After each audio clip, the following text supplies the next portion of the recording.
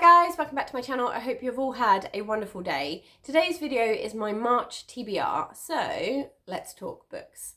So I only have 3 physical books on my March TBR. I only have 3 on my physical TBR because I have some books in the background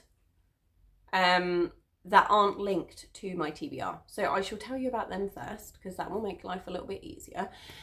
By books in the background, I mean that I have some audiobooks that I am waiting on from my Libby app. So the way I've kind of been working, still listening to audiobooks because I really enjoy listening to them when I'm like cleaning the house or I go out for the day by myself. I like to have something in my ears, mainly because I don't like people talking to me. And I know that sounds awful, but I really just don't cope well in big groups of people. It makes me feel very like claustrophobic. Sorry, the cat's walking about right next to you. Thank you for that, young sir. So yeah, for me, having something in my ears, something that I'm listening to, gives me something else to concentrate on rather than the amount of people that are swarming around me. That makes me feel heavily uncomfortable. So yes, I like to have them when I'm out and about and when I'm cleaning as well. Although recently, if I'm listening to an audiobook, it seems to make me feel really sleepy. And I don't know why that is. So I've had to start listening to some upbeat music while I'm cleaning. Today was meant to be a cleaning day. I didn't because I wanted to finish an audiobook. And then I napped. So yeah, cleaning day has gone right out of the window. That is gonna be an evening job. Or maybe even tomorrow, or maybe not. We'll see. But yes, so I have been currently reading the Eve of Man series by Giovanna and Tom Fletcher. Loving it. So that's kind of going on in the background. I am also reading Harry Potter and the Order of the Phoenix on audiobook because it's up there somewhere, but it's a pretty chunky book. We're getting to the chunkier ones. And there aren't many books off my shelves that I can get an audiobook for at the moment, so I'm kind of taking the ones I can when they come in. But the reason I'm not putting them on my list is because I obviously don't know when they're going to arrive. Because when I put the hold on for the Harry Potter book, I put that in December and it's only just come in and we're mid-Feb. So I haven't wanted to write them down as a planned TBR book because I just don't know when they're going to come in. The other book I am currently waiting on is A Little Life by Hanya Yanagihara. If that is not spot on pronunciation, I will be shocked and stunned. I tried. But yes, I'm waiting for that one. That's a really hefty book. It did come in on an ebook for me, and I actually just found the writing style a little bit difficult to physically look at and read. So I'm put back in to wait for the audiobook. So I am going to be waiting till April, I think it is, for that one. But yes, so I am waiting on those. I'm only planning on reading A Little Life because there has been so much talk about it on like groups that I've been a part of recently, that I feel like I need to read it, but I am worried about how sad I know that certain people have been when they've read it. And I'm a little bit concerned about how I'm going to feel reading it because I don't think it's a happy book at all. And I like to plan my unhappy books so that I know kind of what to expect. So yeah, they're the reason I'm not including any of those on physical TBRs because I just don't know when they're going to actually get read. So when I have an update for you, I will update you. But yes, let's get into the 3 books that I have planned to read. Obviously, March is a longer month than Feb, so you're probably asking why I've only picked 3, but they are a fairly hefty 3. They're pretty chunky. So my plan is to kind of get through these, see how I'm going with my audiobooks, and then if I have spare time in the month, I'll move on to one of the others. and I'm okay with that. So the first one I want to talk about is my buddy read, not my buddy read, my book of the month. We'll move on to buddy read. But my book of the month is The Invisible Life of Addie LaRue by V.E. Schwab. This is a really pretty copy, and I want to say I got it off of Amazon. I might have got it from Waterstones. I actually don't know. I feel like if I got it from Waterstones, it'd probably say it on it though, wouldn't it? I'm not entirely sure. I'd just like to say though, as like a little disclaimer, I'm going to put it out there. I hate Waterstones. Like I hate going in there.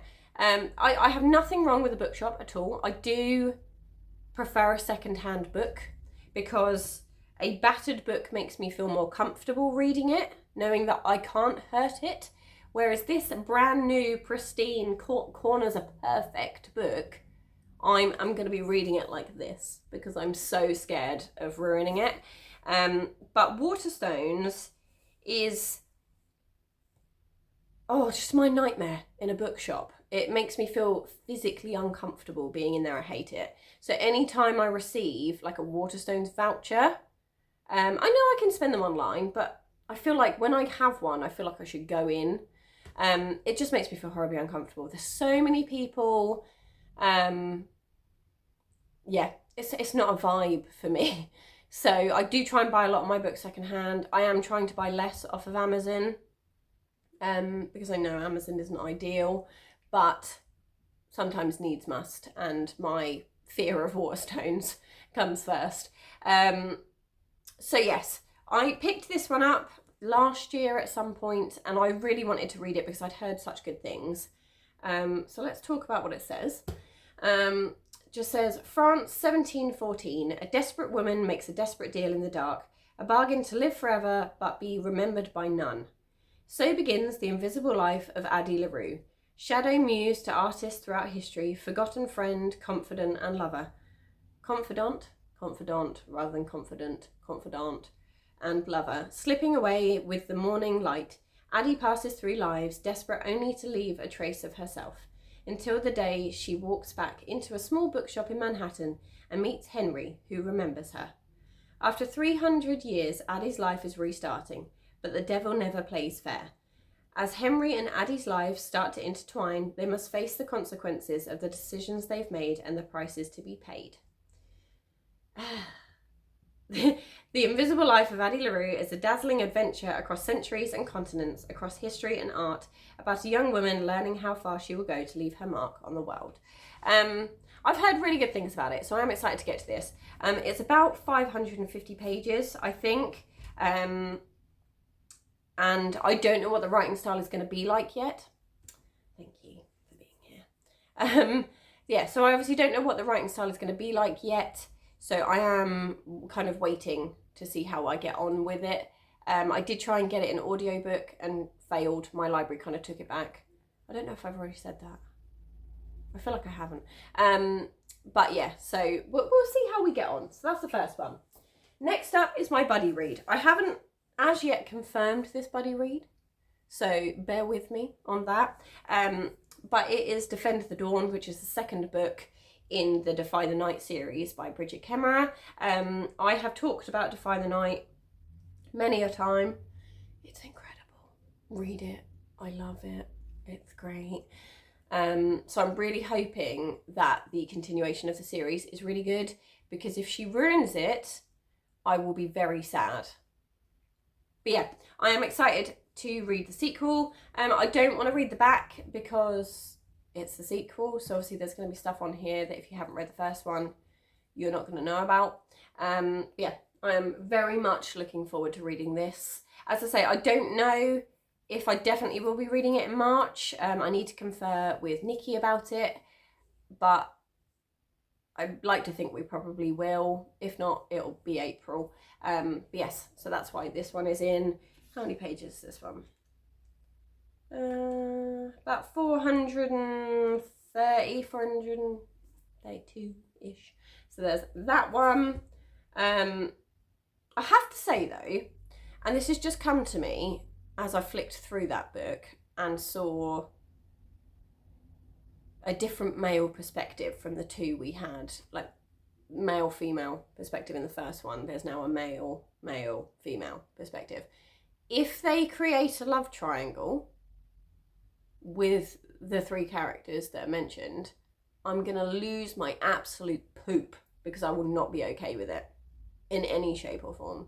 The seriousness of my eyes right now should be enough. Nobody tell me anything, because it will ruin it, but I will lose my poop. So there's that. Then finally, I have picked a battered book.